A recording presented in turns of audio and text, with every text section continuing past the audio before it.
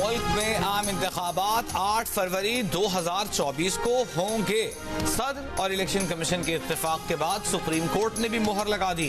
अदालती हुक्मनामे में कहा गया है कि वफाकी हुकूमत 8 फरवरी 2024 को इंतखाबात का इनेकाद यकीनी बनाए। तमाम जरूरियात पूरी करने के बाद इलेक्शन कमीशन इंतखाबी शेड्यूल का ऐलान करे। इंतखाबात का मामला तमाम फरीकैन की रजामंदी से हल हो चुका। उम्मीद करते हैं कि हर इदारा पुख्तगी और समझ के साथ चलेगा। अदालत में अटॉर्नी जनरल ने सदर की तरफ से इंतखाबात की तारीख की दस्तखत शुदा कॉपी पेश की।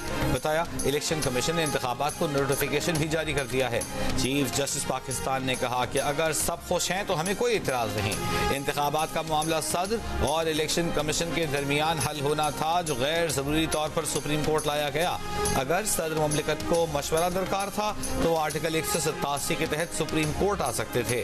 सुप्रीम कोर्ट ने इलेक्शन कमीशन या सदर मुमलिकत जैसे आईनी इदारों के इख्तियार में मदाखलत नहीं की, सिर्फ सहूलतकार का किरदार अदा किया। सुप्रीम कोर्ट ने करार दिया कि सदर मुमलिकत और इलेक्शन कमीशन अपने अपने दायरा इख्तियार में रहें। आला आईनी ओहदा होने के नाते सदर मुमलिकत की जिम्मेदारी ज्यादा बनती है।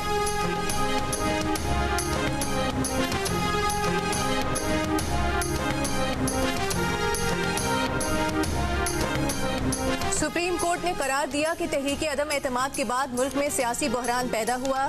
सदर मुमलिकत का तहरीक अदम एतमाद के बाद कौमी असम्बली तहलील करना गैर आईनी था। तहरीक अदम एतमाद के बाद सदर वज़ीर आज़म की हिदायत पर असम्बली तहलील नहीं कर सकते। गैर आईनी तौर पर असम्बली तहलील करना गद्दारी के जुम्रे में आता है। हैरान कुन तौर पर सदर के पास असम्बली तहलील करने का इख्तियार नहीं था, लेकिन उन्होंने की, जबकि सदर के पास तारीख देने का जो इख्तियार था वो इस्तेमाल नहीं किया गया। आइन से इनहिराफ का ऑप्शन किसी के पास नहीं। इलेक्शन कमीशन और सदर समेत हर इदारा आइन पर अमल दरामद करने का पाबंद है।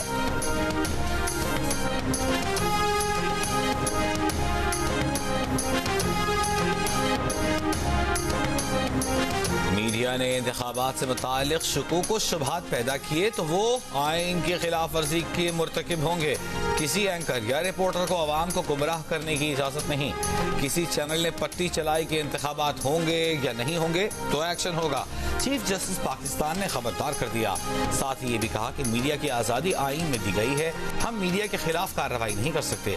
इंतखाबात से मुतालिक इबाम पर इलेक्शन कमीशन मीडिया हाउस की शिकायत पैमरा को करेगा। आज़ाद मीडिया है, हम उनको भी देख लेंगे। किसी मीडिया वाले को इंतखाबात पर शुबा है तो आवाम में नहीं बोलेगा, हाँ मगर अपनी बीवी को बता सकता है। उम्मीद है कि किसी मुखालिफ को गालियां दिए बगैर पुरअमन इंतखाबात होंगे। सुप्रीम कोर्ट ने इंतखाबात 90 दिन में कराने से मुतालिक केस निपटा दिया।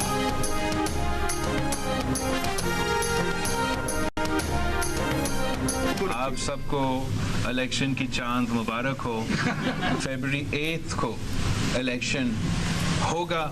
एक इलेक्शन बताएं जिसमें पाकिस्तान पीपल्स पार्टी को लेवल प्लेइंग फील्ड मिला है, तो फिर हम क्यों ये उम्मीद रखें कि इस इलेक्शन में लेवल प्लेइंग फील्ड। जो न्यूट्रल थे, क्या अभी भी न्यूट्रल हैं? वो आप मुझे बता दें। पीपल्स पार्टी को कभी लेवल प्लेइंग फील्ड नहीं मिली, लेकिन उसके बावजूद 1988 और 2008 में हुकूमत बनाई और इस बार भी बनाएंगे। पीपल्स पार्टी के चेयरमैन बिलावल भुट्टो जरदारी को यकीन, कहा सबको इलेक्शन का चांद मुबारक। बेहतर होता कि इलेक्शन के लिए सुप्रीम कोर्ट को मुदाखलत ना करनी पड़ती। तहरीक इंसाफ की सोच तो ये थी कि सिर्फ उनके लिए लेवल प्लेइंग फील्ड हो, बाकी किसी के लिए ना हो। PTI के साथ इत्तेहाद का अब तक कोई फैसला नहीं किया। तहरीक इंसाफ समेत तमाम सियासी जमातों को मीसाक की जमहूरियत में शामिल होना चाहिए।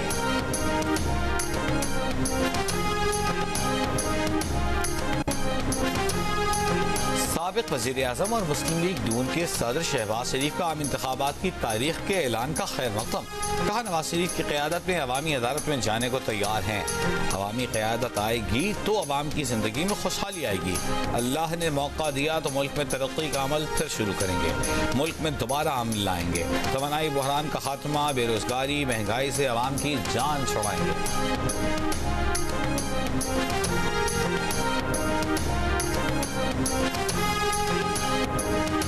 तहरीक इंसाफ के रहनुमा बैरिस्टर अली जफर ने कहा है कि अदालत ने हर किस्म की कंफ्यूजन दूर कर दी। इलेक्शन होने जा रहे हैं, अगर लेवल प्लेइंग फील्ड नहीं मिली तो अदालत से रुजू करेंगे। मीडिया से गुफ्तगू में कहा कि अब आने वाले वक्त में इलेक्शन कमीशन को अपना किरदार अदा करना होगा। We also demand that free and fair elections होने चाहिए. It should be transparent. And जब ये कहते हैं कि level playing field होती है, endorse it. कौन नहीं चाहता कि लेवल प्लेइंग फील्ड, हमें तो लेवल प्लेइंग फील्ड ही मिली 2002, 2008, 2013, 2018 भी ओनली वन इलेक्शन 2013। ये इलेक्शन जो क्रेडिबल नजर आने चाहिए, इंटरनेशनल जो ऑब्जर्वर्स हैं, फाफिन है, दूसरे हैं, आने दें उनको, let them watch and oversee the election process. Level playing field तो नून लीग को भी नहीं मिली। सेनेट में नून लीग के इसहाकदार का शिकवा, कहा हमारा भी मुतालबा है कि शफाफ और मुनसिफाना इलेक्शन हो। इलेक्शन ज्यादती पर वाइट पेपर इशू किया था, 35 पंचर वाली बात भी झूठी थी।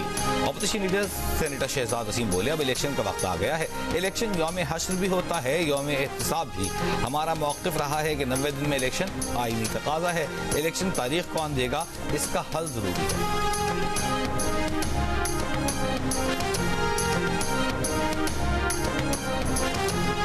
इलेक्शन की तारीख तो खुशाइंद है, मगर अभी इसके इम्तहान और भी हैं। इलेक्शन की क्रेडिबिलिटी भी उतनी ही अहम होगी जितनी उसकी तारीख है। जो किया है उसने उसको बेनकाब कर दें, फैसले सुना दें, मगर जो कहते हैं कि ये पॉपुलर है, उस पॉपुलर को इलेक्शन तक फैसले होने के बावजूद सामने लाकर खड़ा करें। ये मैदान है, ये घोड़ा और घोड़े का मैदान, पता चल जाएगा कि कौम किसके साथ है।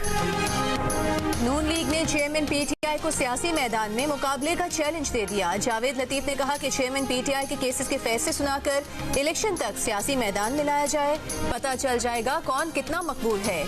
एक मुल्जिम जेल में 5 स्टार होटल की लग्जरी लाइफ गुजार रहा है। 8 कमरे, 10 doctors, attached bath, luxury furniture और एक्सरसाइज मशीनें फराहम की गई हैं। इतनी सहूलियात देने के बाद भी पूछा जाता है कि आप देसी चूजा खाएंगे या मटन। मातहत अदालत ने अगर बहन को हिस्सा नहीं दिया तो ये अदालत देगी। सुप्रीम कोर्ट का 42 साल बाद मरहूम की 2 बेटियों को विरासत का हिस्सा देने का हुक्म। फैसले में करार दिया कि महकमा माल मियां वाली सिराज खान मरहूम की जायदाद से उसकी बेटियों को भी हिस्सा दे। चीफ जस्टिस काजी फाइज ईसा ने रिमार्क्स दिए कि अटर्नी के जरिए बेटे को सारी जायदाद दे दी गई। ये केस क्लासिकल मिसाल है कि रेवेन्यू अफसरान की वजह से केस इल्तेवा में पड़े रहते हैं। मरहूम के बेटे से कहा आपने 2 बहनों का हिस्सा मार लिया, 42 साल से आपने धोखा दे रखा है।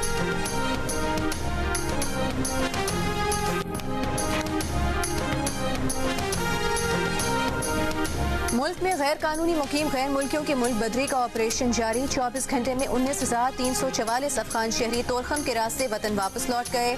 अफगान कमिश्नरेट के मुताबिक 1 माह में 1,47,949 अफगान शहरी अफगानिस्तान वापस जा चुके। कराची के मुख्तलिफ इलाकों से 2 रोज के दौरान 600 गैर कानूनी गैर मुल्कियों को हिरासत में लेकर हाजी कैंप के सहूलत मरकज मुंतकिल किया गया। मुश्तबा अफराद के कवायद की चेकिंग का अमल भी जारी। मुसलसल बमबारी के बाद इसराइल ने गजा शहर का मुहासरा कर लिया। फजाई हमलों में शहदा की तादाद 9,200 से ज्यादा हो गई। 3,800 से ज्यादा भी बच्चे भी शहदा में शामिल। 24 घंटों से भी कम वक्त में इसराइली फजाइयों ने अक़वाम मुत्तहिदा के 4 स्कूलों को निशाना बनाया।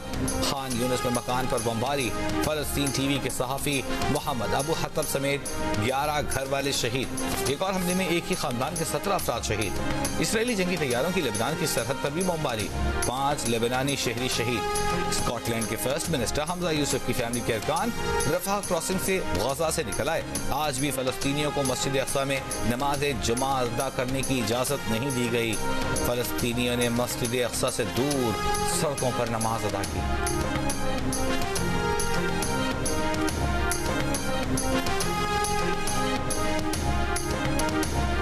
हमास का इसराइली फौज पर बड़ा हमला, 6 टैंकों समेत 9 फौजी गाड़ियां तबाह। इसराइली अफसर समेत हलाकतें 19 हो गईं।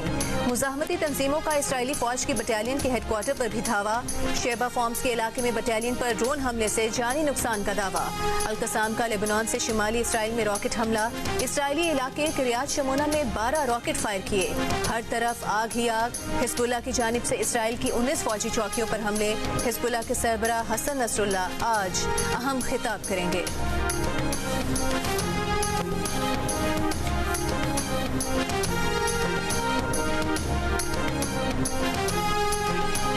इसराइल ने गजा के फलस्तीनियों के नौकरियों के परमिट मनसूख कर दिए। गजा के हुकाम से मुकम्मल तौर पर राब्ते खत्म। इसराइली मीडिया के मुताबिक रोजाना 18,000 फलस्तीनी गजा से नौकरी करने इसराइल आते थे।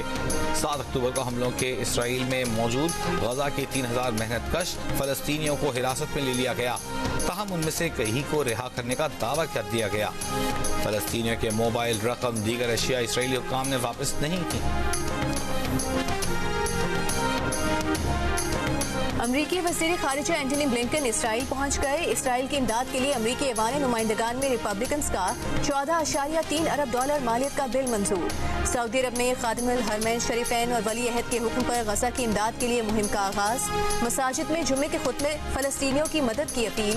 मुत्तहिदा अरब अमारात का कहना है कि गजा जंग के इलाके में फैलने के खतरात हकीकी हैं। इंतहा पसंद ग्रुप्स के सूरत हाल का फायदा उठाने के खदशात हैं। पाकिस्तान स्टॉक एक्सचेंज 100 इंडेक्स 6.5 साल बाद 53,000 पॉइंट्स की हद अबूर कर गया।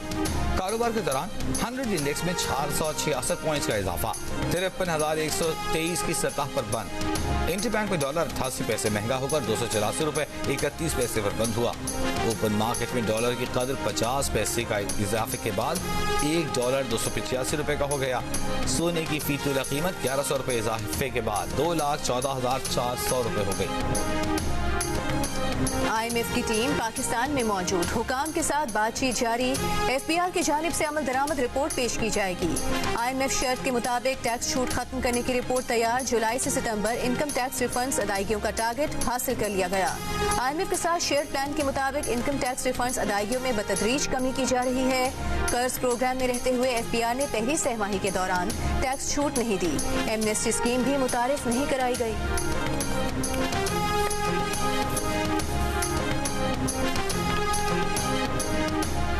साइफर केस में चेयरमैन PTI की जमानत की दरखास्त सुप्रीम कोर्ट में दायर कर दी गई। ट्रायल कोर्ट और हाई कोर्ट ने चेयरमैन PTI के साइफर केस में जमानत की दरखास्त मुस्तरद कर दी थी। दूसरी जानिब खुसूसी अदालत के हुक्म पर चेयरमैन PTI को कल व्हाट्सएप पर बेटों से बात की इजाजत मिल गई।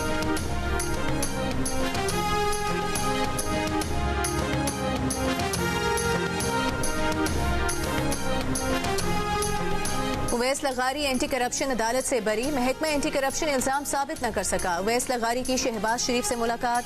शहबाज शरीफ का फैसले का खैर मकदम। कहा सच्चाई का सूरज तुलू हुआ और झूठ मिट गया। पंजाब फॉरेस्ट कंपनी जैसे इदारे को भी सियासी इंतकाम की भेंट चढ़ाया गया। उवैस लगारी पर बतौर चेयरमैन फॉरेस्ट कंपनी जनूबी पंजाब में जंगलात की जमीन में घपले का इल्जाम था। वो 4 साल से जमानत पर थे।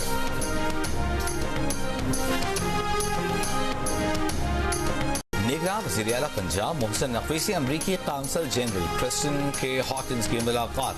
मोहसिन नकवी ने बताया कि हमसाया ममालिक में फसलों की बाकियात जलाने से लाहौर समेत पंजाब के मुख्तलिफ शहरों में स्मॉग में इजाफा हुआ है। अमरीकी काउंसल जनरल क्रिस्टिन हॉकिंस की चेयरमैन इस्तेहकाम पार्टी जहांगीर तरीन से भी मुलाकात। मौजूदा सियासी सूरत हाल पर तबादला ख्याल।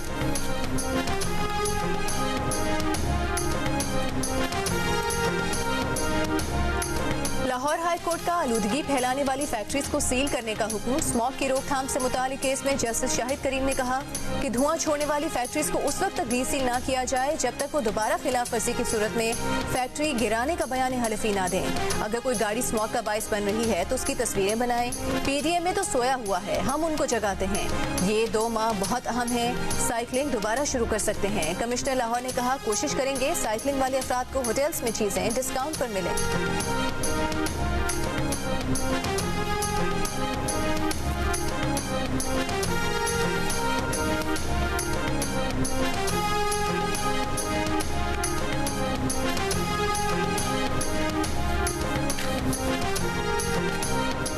गुजरांवाला में शौहर के हाथों मुबैना तौर पर जलाई जाने वाली दूसरी बीवी ने लाहौर के अस्पताल में दम तोड़ दिया।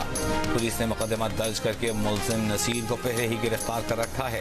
5 दिन पहले पेश आए वाकये की वीडियो सोशल मीडिया पर वायरल हुई थी। विफाकी हुकूमत का 9 नवंबर को यौम इकबाल पर मुल्क भर में आम तातील का ऐलान। काबीना डिवीजन ने इकबाल डे की छुट्टी का नोटिफिकेशन जारी कर दिया।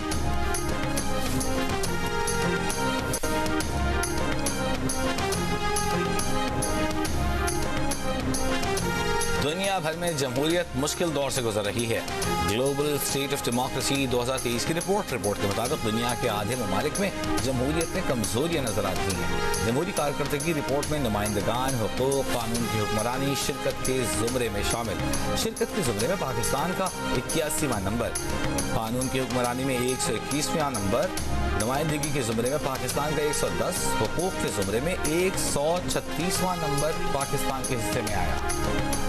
बलूचिस्तान के इलाके पसने का अस्तोला जजीरा खूबसूरत और नायाब आबी हयात का मस्कन है। ये जजीरा महफूज समुद्री इलाके का दर्जा भी रखता है, लेकिन इंसानी मौजूदगी के बायस इस जजीरे में कछुओं की बका खतरे में पड़ गई है। जंगली हयात और माहौलियात के फिल्म मेकर सैयद हसनैन रजा ने अस्तोला जजीरे में होने वाली कुछ गैर कानूनी सरगर्मियों को फिल्म बंद किया है, जहाँ पिट से निकलने वाले बेशतर कछुए परिंदों को पकड़ने के लिए बिछाए गए जालों में फंसकर मर रहे हैं।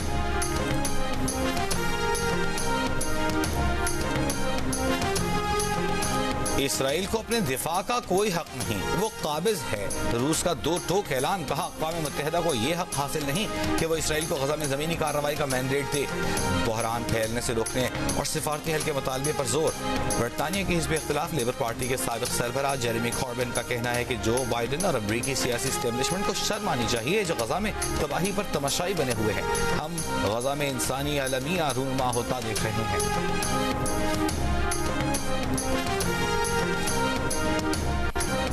ये प्रेस जैकेट सिर्फ अलामती हैं, किसी सहाफ़ी को तहफ़्फ़ुज़ नहीं दे रही।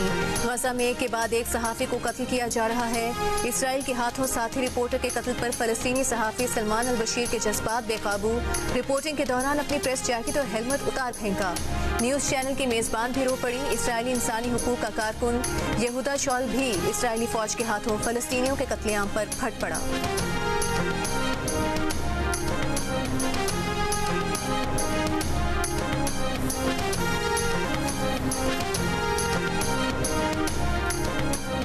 करतारपुर राहदारी ने तक़सीम हिंद के 76 साल बाद दो हमसाया दोस्तों के मिलने की आखिरी ख्वाहिश पूरी कर दी।